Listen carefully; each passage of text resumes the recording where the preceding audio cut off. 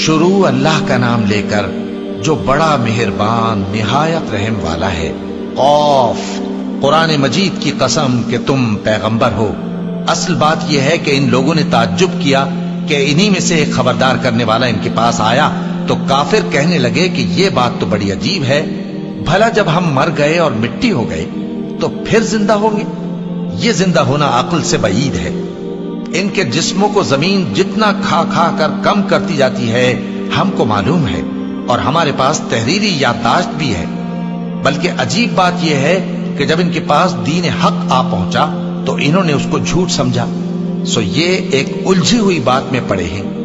کیا انہوں نے اپنے اوپر آسمان کی طرف نگاہ نہیں کی کہ ہم نے اس کو کیسے بنایا اور سجایا اور اس میں کوئی شگاف تک نہیں؟ اور زمین کو دیکھو، اسے ہم نے پھیلایا اور اس میں پہاڑ رکھ دیے اور اس میں ہر طرح کی خوشنما چیزیں اگائیں تاکہ رجوع لانے والے بندے ہدایت اور نصیحت حاصل کریں۔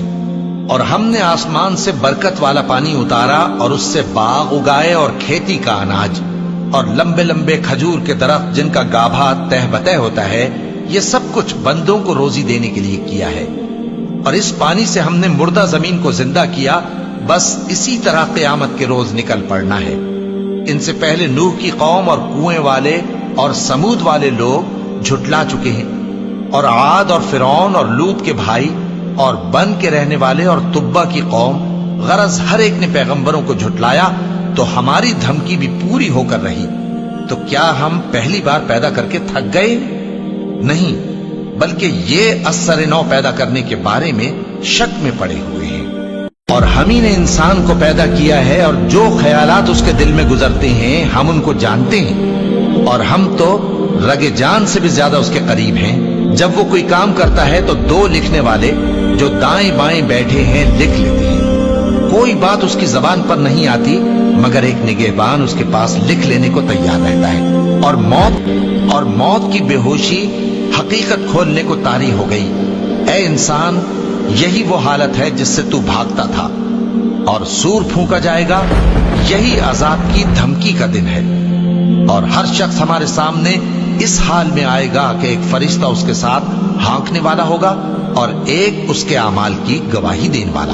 یہ وہ دن ہے کہ اس سے تو غافل ہو رہا تھا، اب ہم نے تجھ پر سے پردہ اٹھا دیا تو آج تیری نگاہ تیز ہے۔ اور اس کا ہم نشیں فرشتہ کہے گا کہ یہ اعمال نامہ میرے پاس تیار ہے۔ حکم ہوگا کہ ہر سرکش ناشکرے کو دوزخ میں ڈال دو، جو مال میں بخل کرنے والا، حد سے بڑھنے والا، شبہ نکالنے والا تھا، جس نے اللہ کے ساتھ اور معبود مقرر کر رکھے تھے، تو اس کو سخت عذاب میں ڈال دو۔ اس کا ساتھی شیطان کہے گا کہ اے ہمارے پروردگار، میں نے اس کو گمراہ نہیں کیا تھا بلکہ یہ آپ ہی رستے سے دور بھٹکا ہوا تھا۔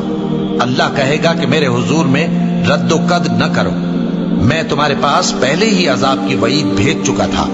میرے ہاں بات بدلہ نہیں کرتی، اور میں بندوں پر ظلم کرنے والا نہیں۔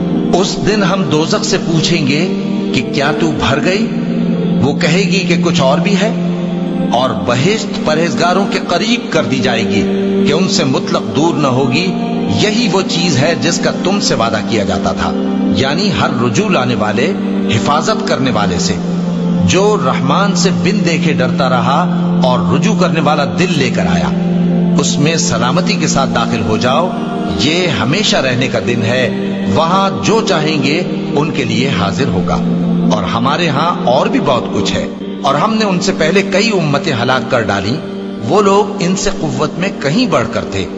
پھر وہ شہروں میں گشت کرنے لگے، کیا کہیں بھاگنے کی جگہ ہے؟ جو شخص دل آگاہ رکھتا ہے یا دل سے متوجہ ہو کر سنتا ہے، اس کے لیے اس میں نصیحت ہے۔ اور ہم نے آسمانوں اور زمین کو اور جو مخلوقات ان میں ہے سب کو 6 دن میں بنا دیا، اور ہم کو ذرا بھی تھکن نہیں ہوئی۔ تو جو کچھ یہ کفار بکتے ہیں اس پر صبر کرو، اور آفتاب کے طلوع ہونے سے پہلے اور اس کے غروب ہونے سے پہلے اپنے پروردگار کی تعریف کے ساتھ تسبیح کرتے رہو، اور رات کے بعض اوقات میں بھی اور نماز کے بعد بھی اسی کے نام کی تسبیح کیا کرو۔ اور سنو، جس دن پکارنے والا نزدیک کی جگہ سے پکارے گا، جس دن لوگ ایک زور کی آواز یقیناً سن لیں گے، وہی نکل پڑنے کا دن ہوگا۔ ہم ہی تو زندہ کرتے ہیں اور ہم ہی مارتے ہیں، اور ہمارے ہی پاس لوٹ کر آنا ہے۔ اس دن زمین ان پر سے پھٹ جائے گی اور وہ جھٹ پٹ نکل کھڑے ہوں گے۔ اس طرح سے جمع کرنا ہمیں آسان ہے۔ یہ لوگ جو کچھ کہتے ہیں ہمیں خوب معلوم ہے، اور تم ان پر زبردستی کرنے والے نہیں ہو۔ بس جو میرے عذاب کی دھمکی سے ڈرے اس کو قرآن کے ذریعے نصیحت کرتے رہو۔ زمین پر ہے سب کو فنا ہونا ہے، اور تمہارے پروردگار ہی کی ذات جو صاحب جلال و کرم ہے باقی رہے گی۔ تو تم اپنے پروردگار کی کون کون سی نعمت کو جھٹلاؤ گے؟